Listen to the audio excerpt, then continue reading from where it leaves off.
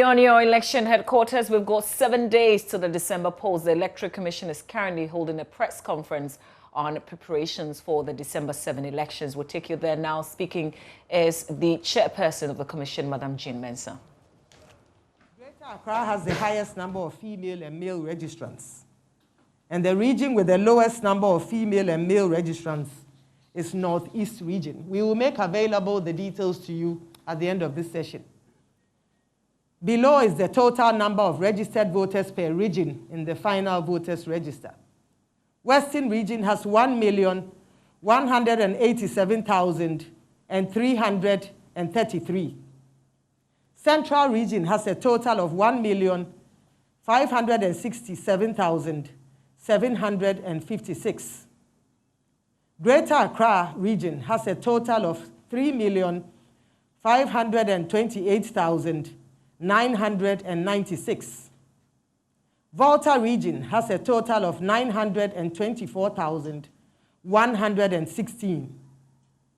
Eastern region has a total of 1,641,050 persons. Ashanti region has a total of 3,019,178 persons. Western North has a total of 468,683.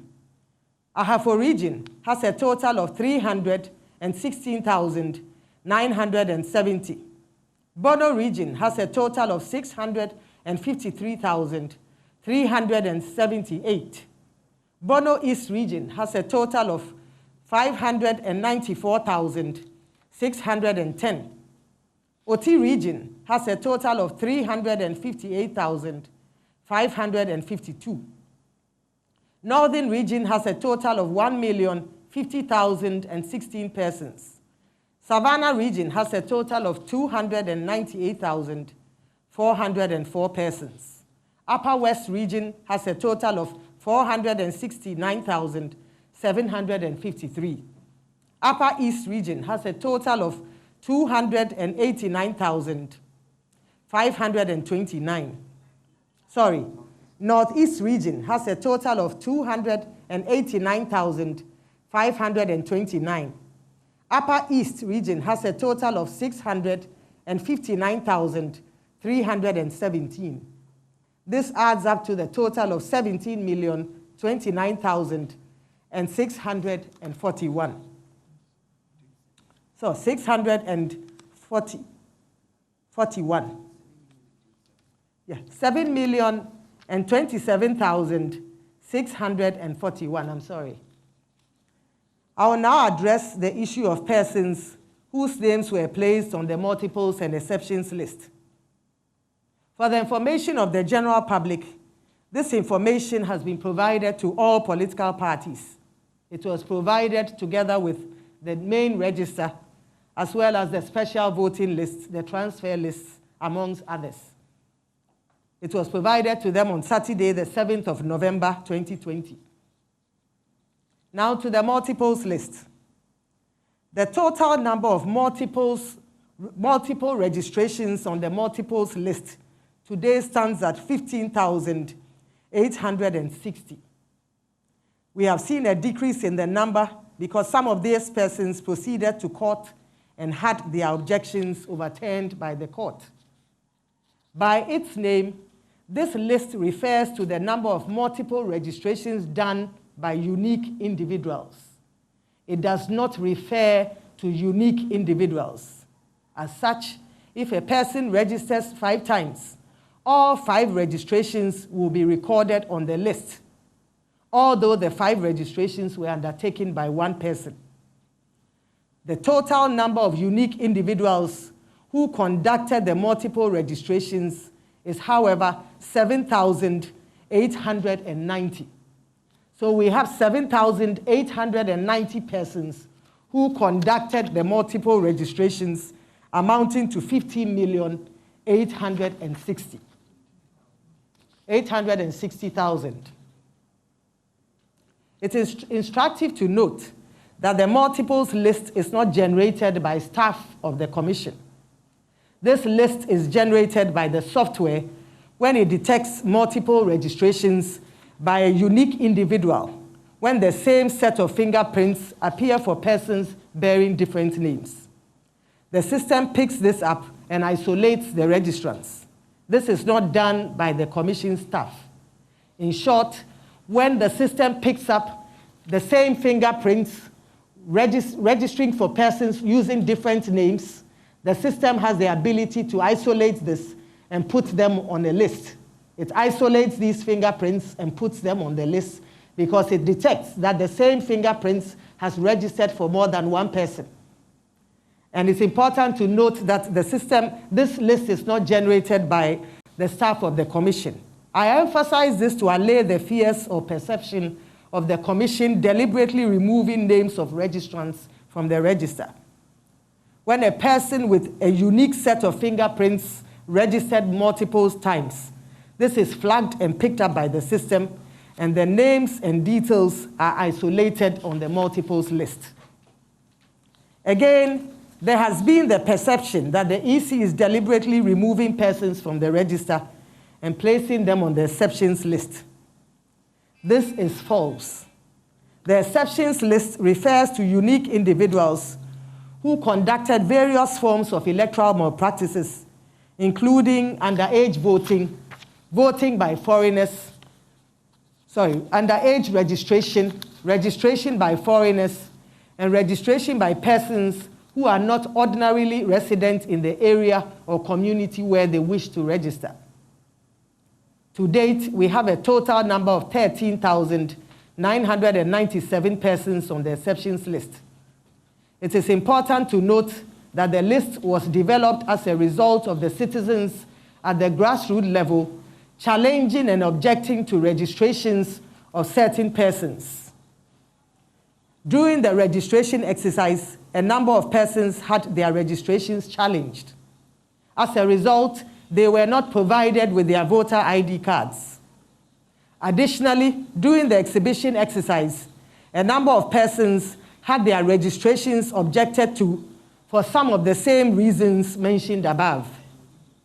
It is important to note that those challenged at registration had the opportunity to appeal against their challenge by providing proof of eligibility to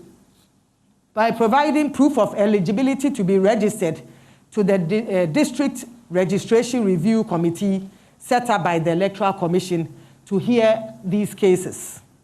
The District Registration Review Committee is made up of representatives of the political parties, the traditional authority in the district, the head of the Ghana Education Service, and the head of the police in that district. They make up this District Registration Review Committee and also the leadership of the political parties in the districts.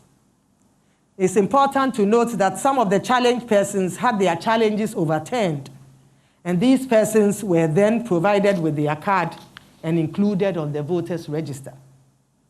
Simply put, during registration, citizens have the right to object to or challenge a person's registration for reasons being some of the following: that the person is below the age of 18, that the person is a foreigner, or that the person is not ordinarily resident in the location where they want to register, or that the person is not of sound mind. The Commission has set up a structure to allow for some fairness and to ensure that the cases or the challenges are legitimate. And this is the District Registration Review Committee, which is made up of the political party reps, the head of the police at the district, the head of the Ghana Education Service, and a traditional authority. They sit and hear these cases, and such persons provide proof of eligibility to be registered. If it is found that they are eligible to be registered, the Commission is given that order and the registration is done at that level and they are given their cards. It is important to note that also during the time of exhibition, although a person may have received his card, during exhibition, the law allows citizens to object to a person's registration for the same reasons. However, at that level, there's a committee, an officer of the court, a magistrate that is set up, the District Registration Review Officer. And such persons may prove their eligibility by providing relevant information.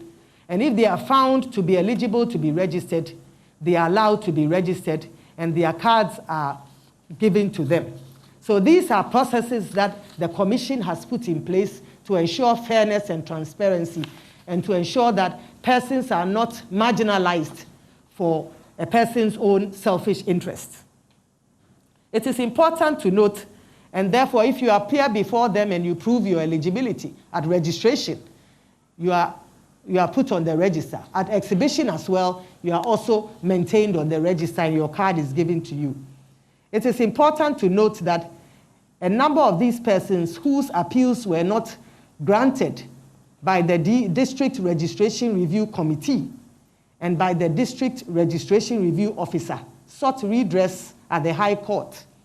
A good number of the appeals at the High Court were granted, and these persons have been included in the voters' register as we speak. 2 of such cases occurred in Zabzugu in the northern region, and in Efutu in Winneba in the central region. In the case of Zabzugu, some 443 persons have been included in the register following the granting of the appeal by the High Court. Their voters' ID cards have since been issued to them, and they are currently on the register. Again, in Efutu Winneba, some 52 persons appealed against the objection to their inclusion in the register. The High Court overturned these objections, and they have been included in the voters' register by the Commission. Their cards have also been given to them. It is important to emphasize that in the past, the multiples list and the exceptions list were not published by the Commission. In fact, the law does not enjoin the Electoral Commission to publish these lists. However, in the spirit of transparency, the Commission has published both lists on its website. So if you visit the website, you will see both the exceptions list and the multiples list there. Again, both lists add up to a total of 21,887 unique individuals. And these are persons who have been put on this list and will not be granted the opportunity to vote come the 7th of December. For the information of the general public, the multiples and exception lists prior to the 2016 election amounted to some 800,000 persons. So in effect, 800,000 persons were barred from voting in the 2016 elections.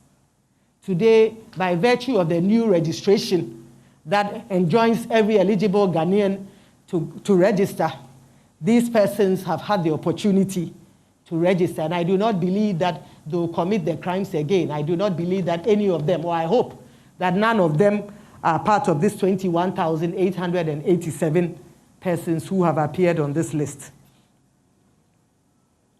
Now I'll speak about the gap in the 2020 voters register.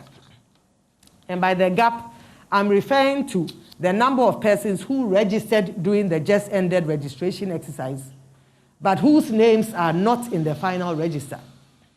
In total, we have some 542 persons on this list. As you recall, this gap at the time of, so currently we have 542 persons on this list.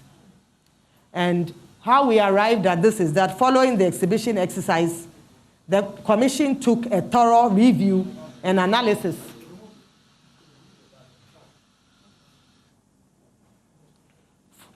The question is, how did we do this? How did we arrive at this list of 542 persons?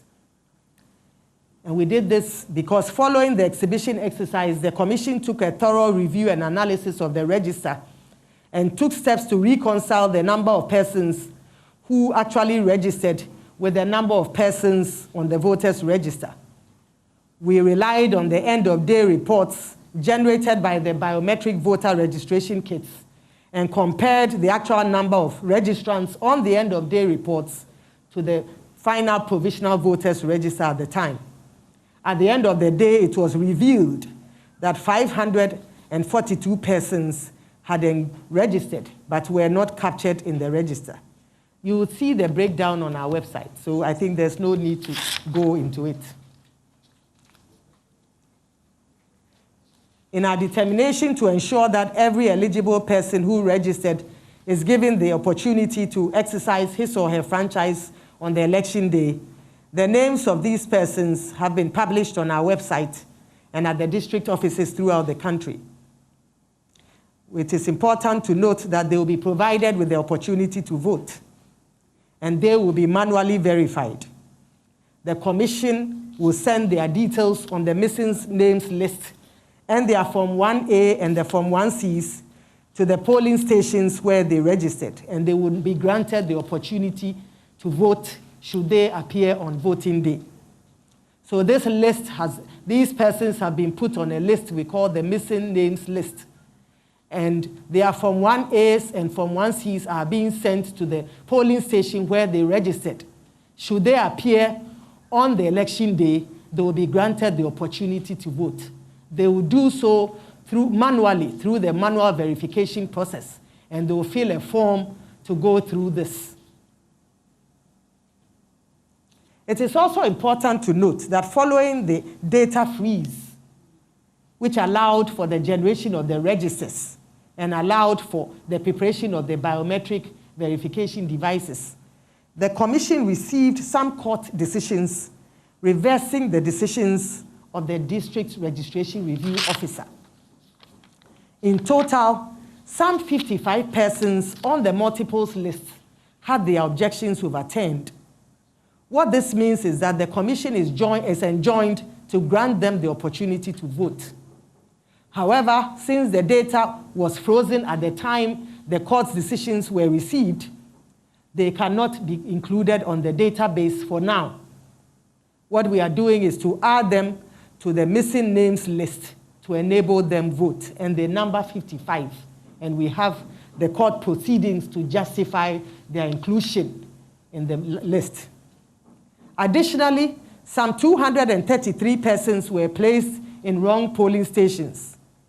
These persons have also been added to the missing names list at the polling stations where they originally registered. They will also be provided with the opportunity to vote, and all of them will be verified manually using the manual verification forms. In total, the list of persons on the missing names list stands at 830 persons across 38,622 polling stations. So the list of persons on the missing names list stand at 830 persons across 38,622 polling stations. The Commission was determined to ensure that anybody who took the trouble to register was granted the opportunity to vote, and therefore we did not take these things lightly. It was a decision that we made because, as we mentioned, the court decisions came after the data freeze, but we felt that no, although they cannot be put on the database, we should not deny them that opportunity. Again, there were 233 persons who were placed in wrong polling stations. Efforts were made to retrieve them all and put them on the missing names list in the polling stations where they registered to ensure that if they appear on voting day, they would be able to be verified manually through the manual verification forms and granted the opportunity to vote. I think this is the determination of the Commission to ensure that nobody loses their right to vote. And the test and the good news is that their details are available. They are on the end of day reports. So this is not open to anybody who just appears.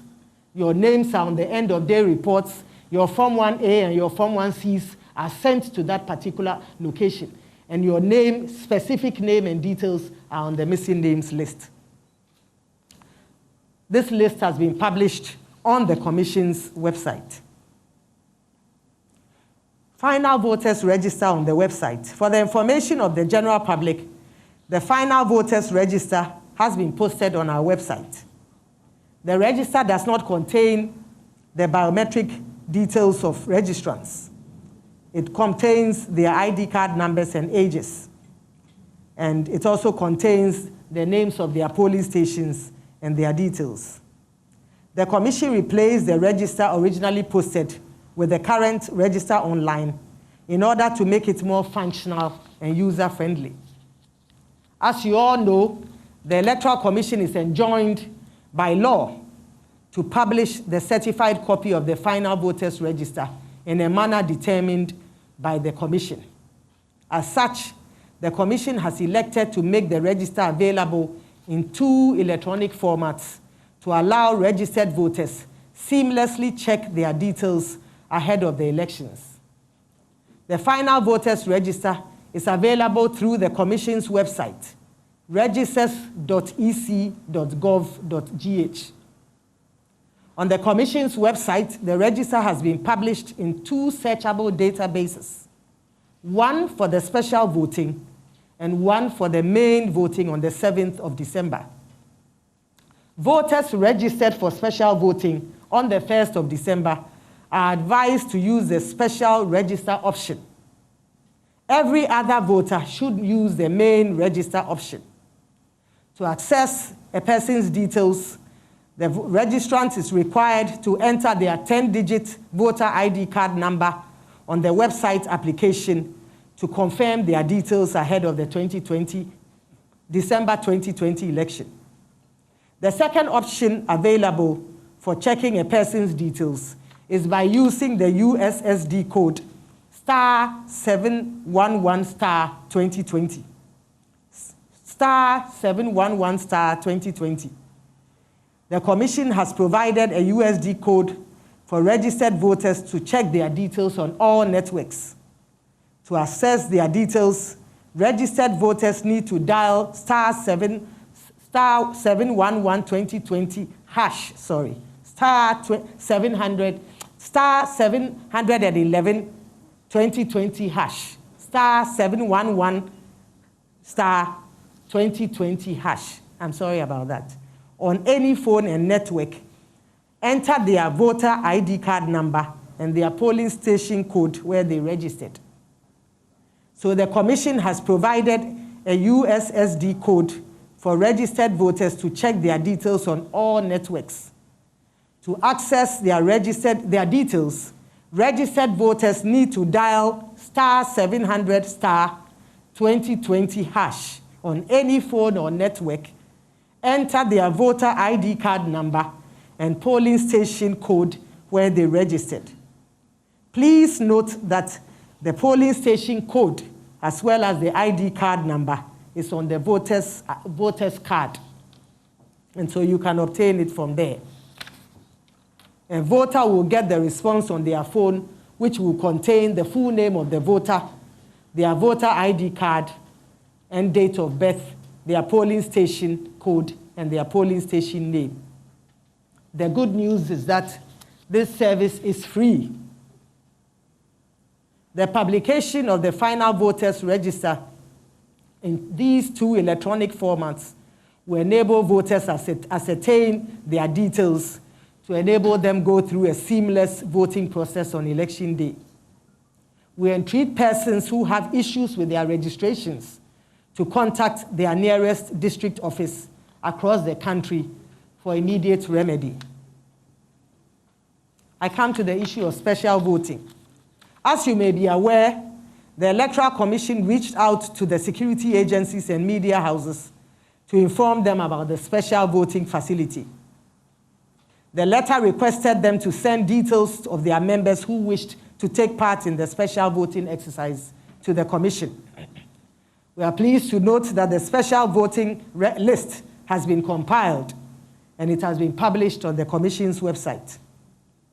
Additionally, as just mentioned, the Commission has made it possible for persons on the special voting list to check their details using the 2 formats outlined above. We encourage all who applied to take time to check their details before Tuesday, 1st December 2020.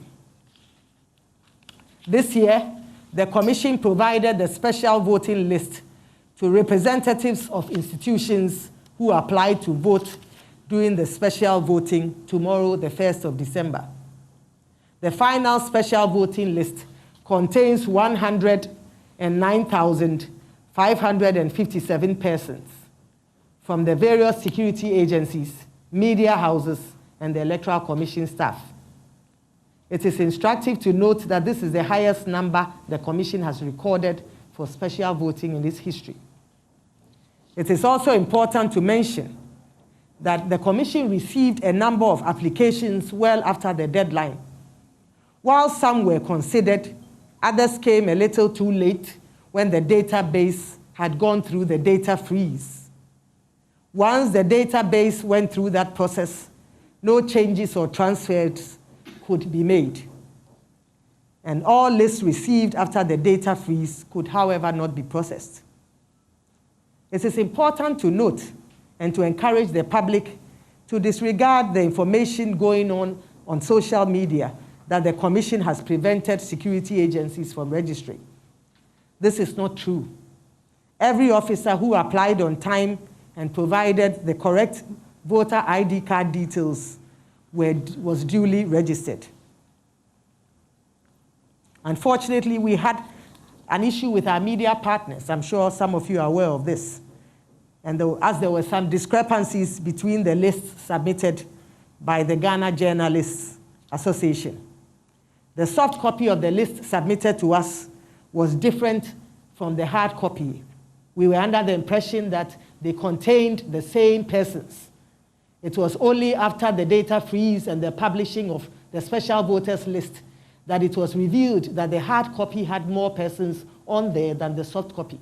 The Commission had relied on the soft copy because that meant that we did not have to key in individually every name on the hard copy. And so regrettably, some persons, journalists, had their names missing from the list. We regret this, but as I noted, it was some miscommunication, and we were given the impression that the soft copy and the hard copy were the same. I think we've noted that in the spirit of reconciliation and goodwill, the Commission has instructed its officers to allow media persons who have the EC accreditation cards from the EC to be processed quickly come voting day to enable them go about their monitoring details. For the information of the public, the special voting exercise will take place at selected locations in all 275 constituencies on the 1st of December 2020. We entreat all who applied to verify their details and locations on the Commission's website. As you may be aware, the Commission published the locations for the special voting in the newspapers, I think Graphic Times, Business and Financial Times, and the Daily Guide on Monday, the 23rd of November, 2020. Distinguished citizens, all is set for the special voting tomorrow, Tuesday, the 1st of December. To date, our officers have been recruited and trained, and they stand in readiness to deliver a smooth and seamless and peaceful and orderly process. All materials necessary have been distributed in sufficient quantities, and this includes the COVID materials. The COVID-19 protocols will be put in place. Stringent COVID-19 protocols will be put in place and observed. The biometric verification devices have been prepared and deployed. As a Commission, we expect a near 100% turnout, and we are confident that the outcomes will be peaceful, credible, orderly, seamless, and transparent, God being our helper. As the good book states, a horse is prepared for battle, but victory comes from God. As a Commission, we have, as a collective, starting from the Commission to directors, deputies, regional directors and deputies, district electoral officers, and our temporary officers, have put in place all measures, including our laborers and all our staff have put in place everything it takes for a peaceful and orderly and transparent and seamless and successful encounter and election. But we believe that although we are prepared for battle, the victory comes from God. And because he's been our help from ages past and remains our help to today, we're expecting that the outcomes will be peaceful and credible and fair and transparent and orderly and seamless. God being our helper, in the mighty name of Jesus. Amen. We thank you for taking time to be here with us this morning. We believe that we'll come to you midweek to brief you on the outcomes. We intend to engage with you throughout this week, and we believe that we'll come back midweek to brief you on the outcomes of the special voting exercise and keep you informed. So we come to the end of today's encounter.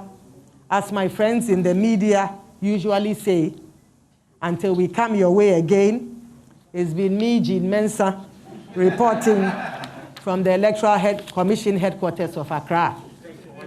May God bless our homeland, Ghana, and make our nation great and strong. Let peace reign. Thank you.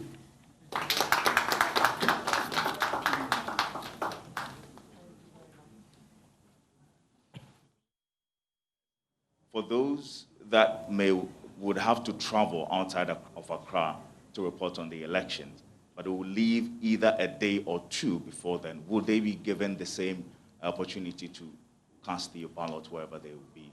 And secondly, my question will be, with the persons living with disability, remember the EC, out of the 2 million registered voters, the EC indicated that they were looking forward to registering about 500 of them. However, these discrepancies that we've seen and we've heard with regard to those that will be given the opportunity to vote and who had their names in the exceptions list, do we have any at all that covers or sits with the categories of persons living with disability? If you have that data, you can share with us. Thank you very much. My name is Nathaniel Nati, GBC Radio. So the EC's decision to announce the results within 24 hours after polls close has, everybody is talking about it, political parties have reacted. And I think what the EC needs to do is to give Ghanaians a detailed explanation as to how it's going to happen. So that's my question. We want the explanation so that the political parties will be calm. How is the EC going to ensure that within 24 hours after polls close, the results will be declared and there will not be any chaos? Thank you.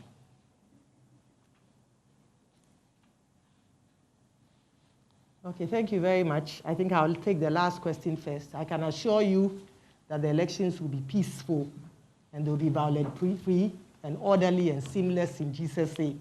There will be no chaos in Jesus' name. But I think there's nothing secret about the work that the Commission does.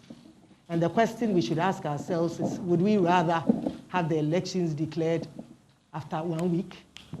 I think ordinarily, the intention of declaring elections is to really minimize tension. After all, if you have the results, why sit on it? Why wait on the results when you have the results? We all know that our media houses have, in the past, been able to, present the results within some 10 hours of the poll. And so if you put in place systems to ensure that you receive the results on time, why the panic? I think the panic should rather be if the EC says it will declare the elections after 1 week, then we should be panicking. But if you're bringing in efficiency and allaying the fears and suspicions of persons, I think that this should be commended and encouraged. And rather, we should all work together to achieve this.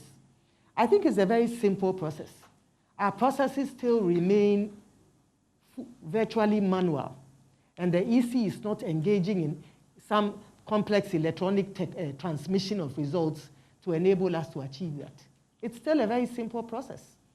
When you come to the polling station, the results are collated there. From the polling stations, the results are moved to the Constituency Collation Center, and they are all put together on that collation sheet and the summary sheet. This time, we've introduced a regional dimension. And so rather than the results coming to, constituency results coming to the commission, it will go to the regional offices. And the party agents are fully aware of this. This is in the law. It's in CI 127 that governs the election. So it's not a creation of the commission. It's important to note that that law was a collaboration between the EC and Parliament. And by Parliament, I'm referring to the Subsidiary Legislation Committee of Parliament. So the law, the CI 127, has put in place another level where from the constituency, all the constituency results go to the regions. And the regions collate the constituency results or the regional sheet, collation sheet, and also a summary sheet. And those results are transferred to the EC. What we have simply done is to train and build capacity for an efficient delivery of that service. So it's nothing different. It's not figures appearing from the moon or from Mars, but it's the same system where the sheets, and you're relying on the picture, and it's coming through fax machines and scanned copies through emails.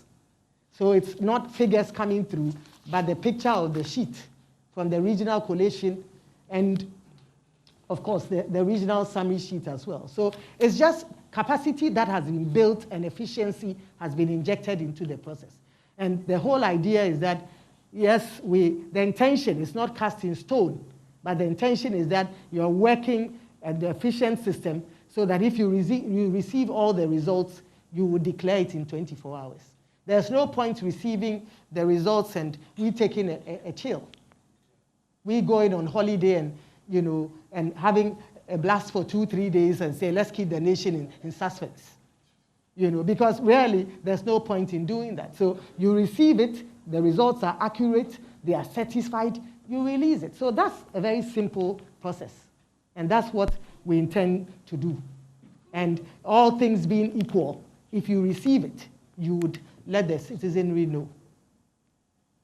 Thank you. I think persons with disabilities who are on the multiples list, unfortunately, I don't have the statistics, but I believe that this is something that we can easily ascertain for you, but it's not something, the multiples list does not know who is a person with a disability and who is not. Simply put, is the fingerprints that it is looking at. And if your fingerprints appear more than once under different names, that is picked up. So it's really not to, it doesn't go drill down to who is male and who is female. And it looks at the fingerprints. Of course, when you do the analysis and you collate it, then you know that this is male and this is female. But it doesn't give us that opportunity. But I believe we can find out from our research department to see if we can get those statistics. And then I think the special voters list. It is only persons who appear on the special voters list who will be given the opportunity to vote tomorrow. And I mentioned that that list is on our website, and we have 2 processes that are free of charge to enable our friends from the media, our security agencies, and staff of the commission to verify their details, to enable them, cast their votes tomorrow. So please, we entreat you to take some time to check your details. If you are not on the special voters list, unfortunately, you cannot vote tomorrow. What we have done, because of what happened with the GJA, where we were presented with the soft copy and the hard copy, and then we felt that persons it was the same list. What we have done, we've gone out of our way to inform the public that if on voting day, that is the 7th, any media person appears with accreditation, they should allow the person to register quickly so that he or she may go to the location where he's been sent or he's been assigned to. So if, for instance, you are supposed to cover Eastern region and the polls open at 7 and there are 10 people in the line, the EC should look after you quickly and give you priority. And that is for media houses with accreditation so that you can quickly go off to the Eastern region to continue your work. And that's what we felt, and we have discussed this also with the leadership of the GJA. I think Mr. Tete will discuss the issue of the constituencies in the communities in Lolobi, Akafo, and Santo Kofi, I believe. But I think technology, you asked about the use of technology being deployed on election day. We do have the biometric verification devices, and that's the main technology that will be deployed on election day. The whole idea is to ensure that only unique individuals go through. And so, to the best of our ability, we believe that more than 17 million persons who have been registered will be verified using, through the use of the biometric verification devices. Therefore, either their fingerprints will be verified to ensure that they are the ones who are on the register. Their faces could also be verified to ensure that they are the ones who are on the register. So that is supposed to improve the integrity of the register, so that the card user, the registrant himself or herself, is the person who appears to cast their vote. And I think that's a major aspect of ensuring integrity and credibility of our processes. So those equipments have been deployed ahead of the election day, and they'll be used to verify persons. In terms of did I hear overcrowding, whether technology will be used to manage the crowds? Okay, so basically that's the technology that has been employed and will be on the field on election day. Thank you.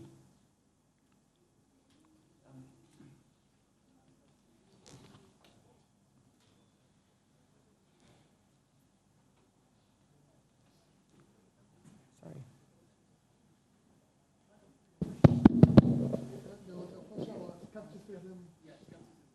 About, sorry, I didn't hear that. Can you repeat it again? There's Mike here.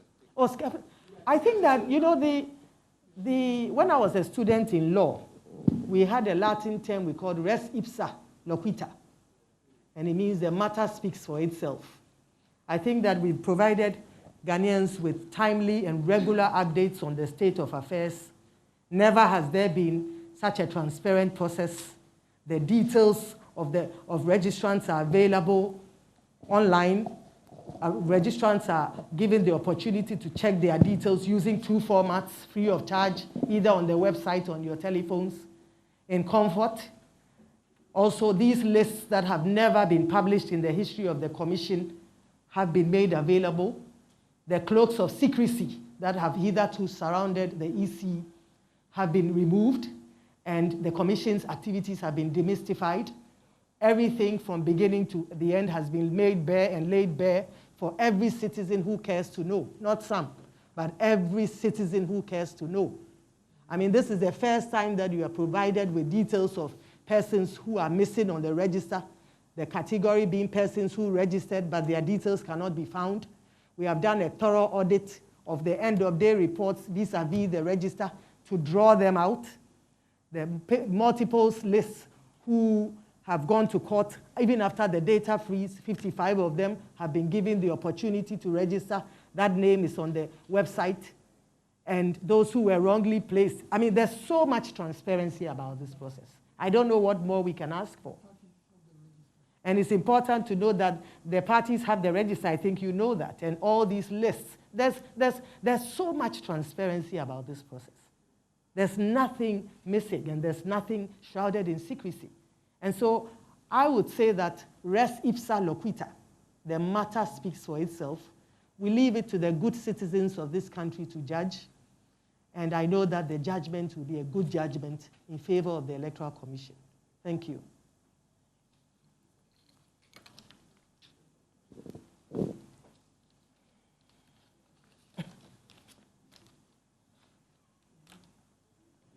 It's still not working. And then just... With respect to the issue that you raised,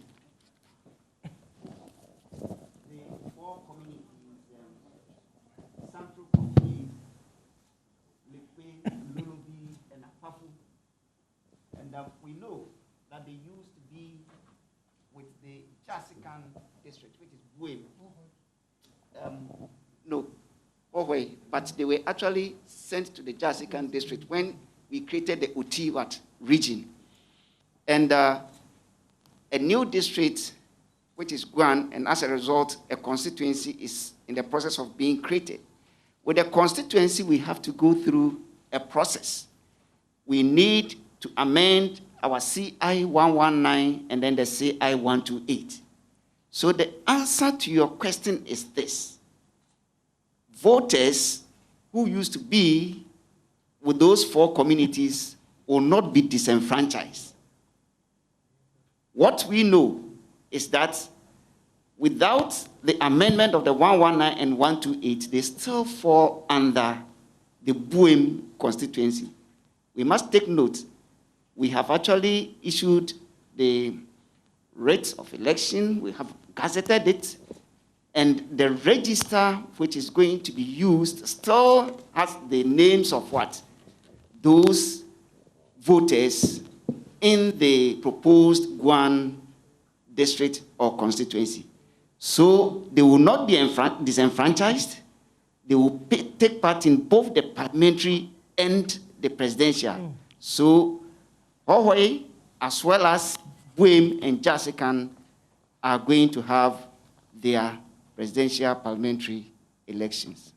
The commission will come out with a press release with that effect soon. Thank you. Yes. You mentioned 2 things. You mentioned Guan, you mentioned Buem. Which should I go with? No, with the Guan, we haven't actually created the constituency. So those areas still falls under the mother what? District or constituency. We have to amend 119 as well as 128, and we have to kickstart the processes leading to the creation of what? A constituency. So all those communities still falls under their mother what? District and constituency. And for that matter, they will be voting in both presidential and parliamentary in their mother district or constituencies. Thank you.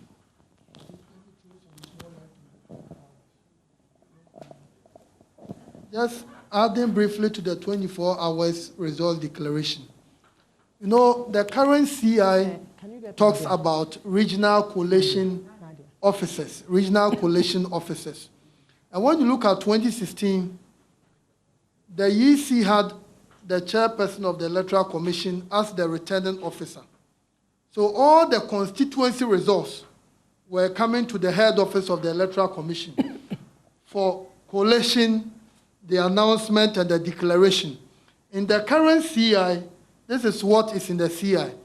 The results of the various constituencies will go to the specific regions. So the chairperson of the Electoral Commission, who is the returning officer of the presidential election, she is not going to put together the results of 275 constituencies. She is only going to put together results from 16 regions. So what this means is that that responsibility, which was solely performed by the chairperson of the commission, has now been divested. In other words, others are now playing some of the roles. So simultaneously, the regional director in Ashanti region is collating 47 results based on the 47 constituencies. The Greater Accra region is doing 34 constituency results. Volta region will do 18. Central region will do 23. So at the same time, results are being collated from the different regions. So the chairperson, who is the returning officer, will only be receiving results from Greater Accra. She's not going to be receiving Ayawaso, Kole Klote, Ada East, Ada. That's not what is going to happen. So when you look at it, and the commission has also built the capacity of our street-level officials, as well as all others, and the places that are difficult to reach, like the Afram Plains and all other places that are difficult to reach, the commission has taken some additional steps where they will require that there is a standby boat. The commission has done it. Where it will require that there is a specific car to convey material from one place to another. All these things have been done. Where it will require security to be able to get the job done, all this has been done. And the commission is saying that all things being equal, and all things being equal means that it's not cast in stone. What that means is that if, with all the measures we have put in place, if we're able to get everything, within 24 hours, we should be able to declare the results. Basically, that's what the commission is saying. And you are media people, you know the polls will close at 5. Around 8 p.m., some constituencies will be able to declare or will be able to know the winner of the elections in that area. And what we are saying is that the regions are putting them together. So the chair is not going to do 275 constituencies. She is only going to announce results from 16 regions. And as we said, this is not cast in stone, but we are doing whatever is possible so that within that short period, 24 hours, we'll be able to. And that means 24 hours is 5 p.m. the following day. And that's what the commission. So please, the commission is not doing anything which is so arcane or has never happened before. We are just being more efficient. We are being more effective on the job. And we are going to double down on all the measures that must be doubled down on, so that at the end of the day, we can deliver and move on. That's what we are just saying. Thank you.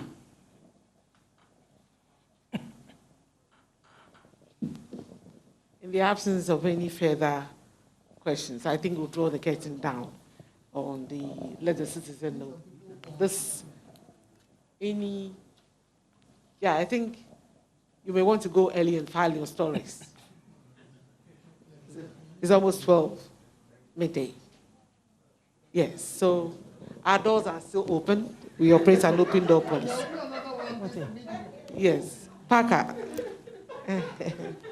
Our doors are still open because we operate an open door policy. You can always come to us.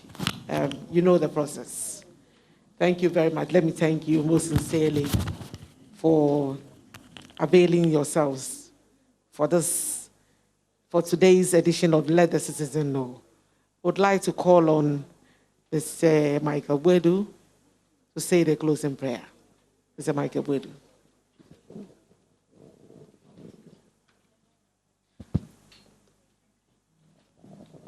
Shall we bow for a word of prayer?